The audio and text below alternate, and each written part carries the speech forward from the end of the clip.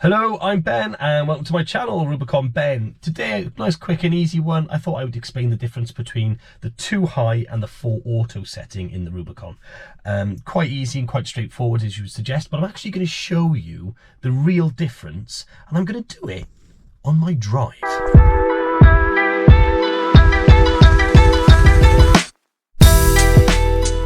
So, 2 high, what are we doing? So, 2 high is all about normal day-to-day driving, roads, clear roads, non-slippy surfaces, and motorway driving, that sort of thing. Fuel economy is kept at a minimum, or a maximum, whichever way you want to look at it, in terms of actually getting some decent fuel economy out of it, because we're not obviously powering all 4 wheels. Now, I personally would use the 4 high setting when it's quite a rainy day and the roads are quite damp, puddles, these sort of things, just to give you that extra bit of reassurance and traction.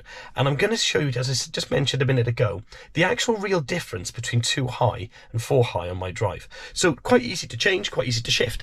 All we've got to do, we're in 2 high here at the moment, and that's also reflected on the dash, which I'll just show you now in just a moment.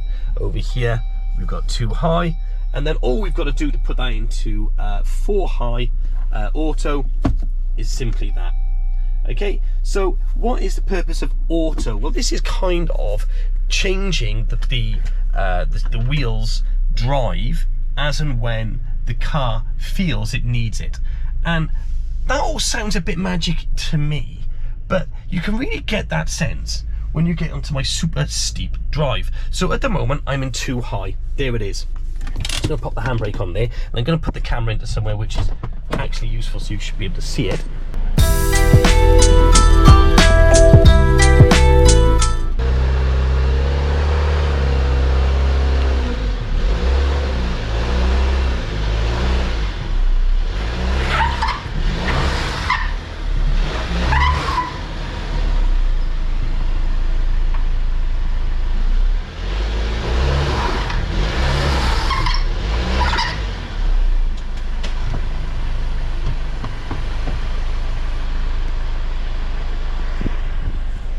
Pretty self-explanatory, but that's slipping like a slippery thing on a slippery, slippy day. So with that, you'd think, okay, get it, yeah, it makes a lot of sense. When I go to the school run, there's this blimming great big speed bump, and the traffic getting out of this blimming school is horrendous at the best of times.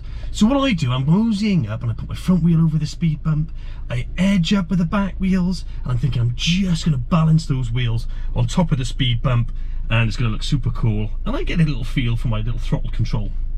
I butt those back wheels up, put my foot down, I'm spinning like I'm in a blimming BMW in the middle of a snowy season. Absolutely horrendous. You're like, this is a 4-wheel drive, I should be able to do this. And this is all about keeping the beast caged. We are nowhere near 4-wheel drive. We are nowhere near putting this thing into what it's actually capable of doing. It's purely turning everything off for fuel economy. So what happens to those wheels when we put it into 4 high? And this is dead simple. You can do this whilst driving. It's just a quick pull back. There we are. We flashed once or twice, and there we go, straight into the 4 high setting. Just going to put that in park while I reposition the camera.